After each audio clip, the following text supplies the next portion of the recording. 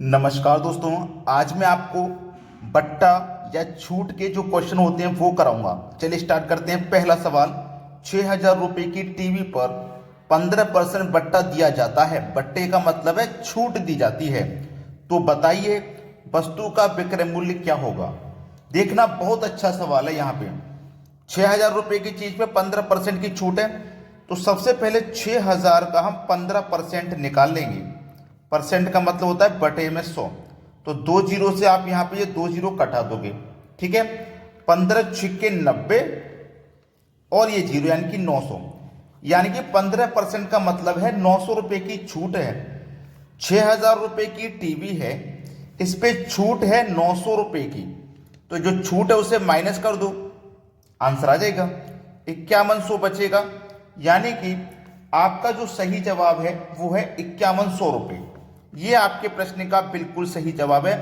15% की छूट देने के बाद उसका जो विक्रय मूल्य है वो 5100 रुपये है। अब देखते हैं अगला प्रश्न।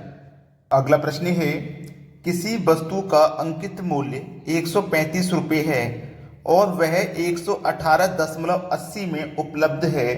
बताइए उस वस्तु पर कितना और किस दर से बट्टा दिया जा रहा है। बट्टे का मतलब है छूट दी जा रही है। देखो, मार्क प्राइस उस वस्तु का कितना बोला गया है, 135 रुपया। ठीक है, 135 रुपया। और हम उसे सेल कितने में कर रहे हैं, यानी कि उसका जो सेलिंग प्राइस है वो क्या रखा गया है, 118.80। इतने रुपए उस वस्तु पे लिखे हुए हैं, लेकिन हम छूट देने के बाद इतने की बेच रहे हैं। ठीक है, तो जो छूट का जो दर है वो क्या है, 135 से 118 में बेचेंगे। ठीक है, 135 से 118 में बेचेंगे, 118.80 में। तो कितने का छूट दिया जा रहा है, यहाँ पे आपको सबसे पहले यही रखना है। कितने का छूट है भाई, 16.20 पैसे का। ठीक है, कितने पर, 135 पर। और प्रतिशत के लिए क्या करोगे आप, 100 से गुना करोगे। अब दशमलव के हटाओगे तो 10 रुपया, दो संख्या तो नीचे 2 जीरो आ जाएंगे और 2 जीरो से कट गए ये वाले 2 जीरो। 15 निम्मा 135 और 15 से इसको कटाऊंगा तो 15 एकम 15, एक बचेगा नहीं जाएगा जीरो, 120, 15 अट्ठे 120। अब 9 से 108 को मैं कटाऊंगा तो 9 एकम 9, एक बचेगा 18, 9 दूनी का 18, यानी कि 12%। सवाल का सही जवाब क्या होगा, 12%। किस दर से बट्टा दिया जा रहा है, 12% की दर से बट्टा दिया जा रहा है, 12% की दर से छूट दी जा रही है। अब देखते हैं अगला सवाल। अगला प्रश्न है, एक व्यक्ति 20% बट्टा मिलने पर 480 रुपये में एक पंखा उपलब्ध होगा। तो पंखे का अंकित मूल्य बताइए क्या होगा। अंकित मूल्य देखो, एक व्यक्ति को 20% की छूट मिल रही है। ठीक है, 480 रुपये में एक पंखा उपलब्ध है, यानी कि 480 रुपये में उपलब्ध का मतलब है 480 रुपये में बेचा जा रहा है ना। देखो, मार्क प्राइस जो भी होता है अपने आप में 100% होता है और सेलिंग प्राइस हमें दिया गया है कितना, कितने रुपए में उपलब्ध है पंखा, 480 रुपये में। मतलब 480 रुपये में हम उसे बेच रहे हैं, इसका मतलब यही तो हुआ। और छूट कितने की है, 20% की।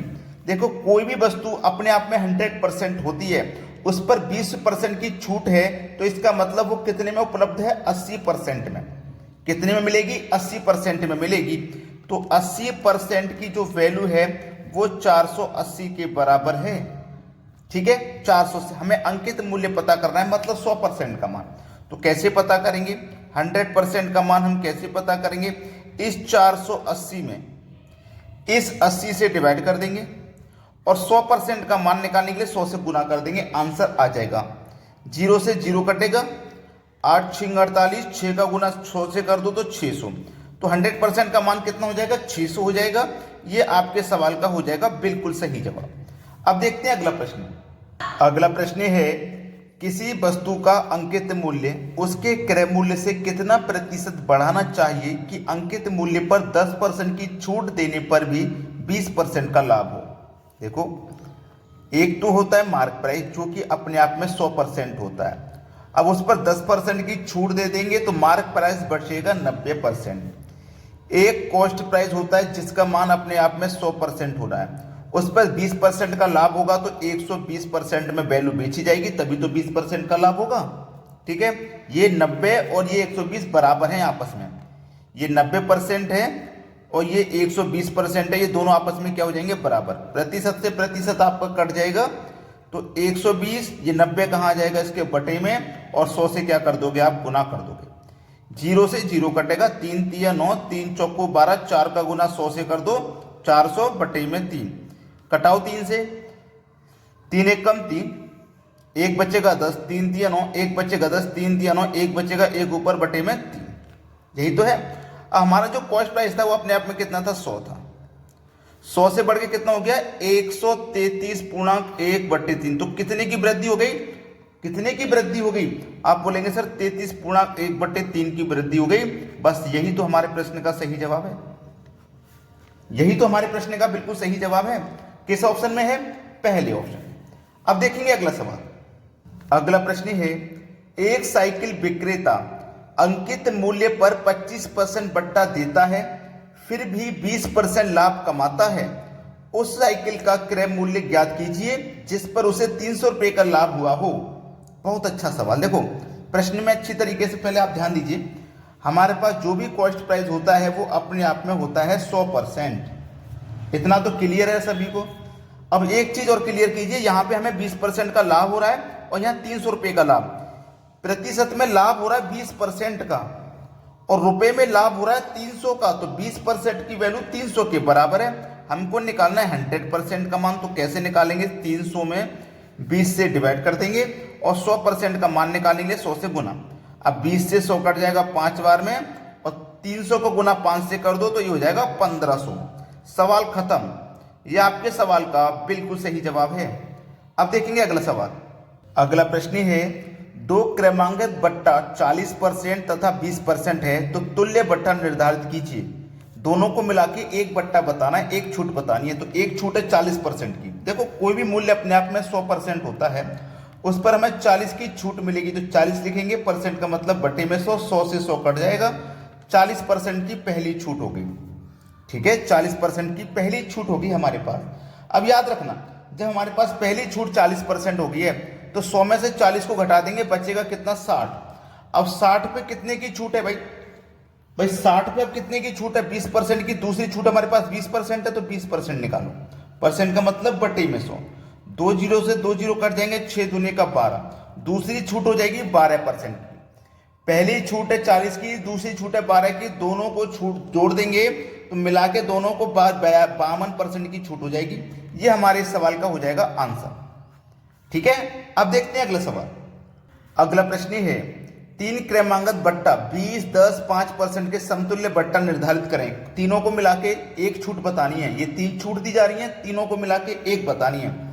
वही करेंगे, 100% होती है, 20 की छूट है ना तो 20% निकालो। 100 का परसेंट का मतलब बटे में 100, 100 से 100 कट गए, कितना बचेगा, 20%। ठीक है, 20% की छूट है। अब 100 में से 20 घटा देंगे तो कितना हो जाएगा, 80%। तो 80% का निकालना हमें कितना, दूसरी छूट है 10%, तो 10% निकालनी है। परसेंट का मतलब बटे में 100, 2 जीरो से 2 जीरो गए, कितना बचेगा, 8 एक कम 8%। ठीक है, अब दूसरी छूट 8% की है। अब 100 में से आप क्या करोगे, 80 था ना, देखो पहले 100 था, 100 में से 20 गया तो 80 बचा। अब 80 में से 8 गया तो कितना बचेगा, 72 बचेगा। अब 72 का हमें क्या निकालना है, 5%। परसेंट का मतलब बटे में 100। ठीक है, परसेंट का मतलब हो गया बटे में 100। अब देखो इसको हम कटाएंगे तो ये कटेगा हमारा 5 एकम 5 और 5 से कट जाएगा 20 बार में। ठीक है, और 20 से हम इसको डिवाइड करेंगे तो ये चला जाएगा 3.6 बार में। तो हमारे पास छूट कितनी है, 20 और 8 28, 28 और 3 31, 31.6, 31.6। तीनों को मिला के एक छूट है 31.6। ये हमारे सवाल का बिल्कुल सही जवाब है। अब देखते हैं अगला सवाल। अगला सवाल है, किसी वस्तु के सूची मूल्य पर 18% बट्टा देने पर कुल 45 रुपये बट्टा प्राप्त होता है तो वस्तु कितने रुपए में उपलब्ध होगी। देखो कोई भी चीज हमारे माल में 100% की होती है, उस पर हम 18% का बट्टा दे देंगे, 18% की इसका मतलब छूट दे देंगे, तो वो हमें कितने रुपए में मिलेगी। 100 में से 18% की छूट दे दी तो इसका मतलब 82% में वो चीज़ हमारे लिए उपलब्ध होगी। 82% में वो चीज़ उपलब्ध होगी छूट देने के बाद में, और रुपए में कितने में उपलब्ध होगी, 45 रुपये में उपलब्ध होगी। तो 82% का माल 45 रुपये है। ठीक है, 82% का मान 45 रुपये है। तो हमें बोला है वस्तु कितने रुपए में उपलब्ध होगी। कितने रुपए में वस्तु उपलब्ध होगी, 82% में उपलब्ध होगी। मतलब हमको 82% का मान यहाँ पे निकालना है, 82% का मान यहाँ पे हमें निकालना है। तो देखिए बहुत आसान सवाल है। हमारे पास 18% की हमने छूट दी है, ठीक है, और 45 रुपये बट्टा प्राप्त हुआ है। एक मिनट इसको काट दीजिए। इसको काटना क्यों है? क्योंकि हमारे पास यहाँ पे 18% की छूट है और यहाँ पे 45 रुपये की छूट है। तो 18% की वैल्यू 45 रुपये के बराबर है, ना कि 82। ठीक है, ये ध्यान रखना, गलती हो जाएगी अगर सवाल को सही से नहीं पढ़ा तो। अब हमें यह मालूम है कि 100% की वैल्यू थी, 18 की छूट हो गई, तो हमें 82% का मान निकालना है। ठीक है, तो कैसे निकालेंगे 82% का मान? इस 45 में इस 18 से डिवाइड दे देंगे और 82 का मान निकालने के लिए 82 से गुना कर देंगे। ठीक है, चलिए कर दीजिए। 9 दूनी का 18, 9 पंजे 45, 2 से 82 कट जाएगा 41 बार में, 5 एकम 5, 5 चौको 20, यानी कि 205 रुपये। ये आपके सवाल का हो जाएगा सही जवाब, 205 रुपये। अब देखेंगे अगला प्रश्न।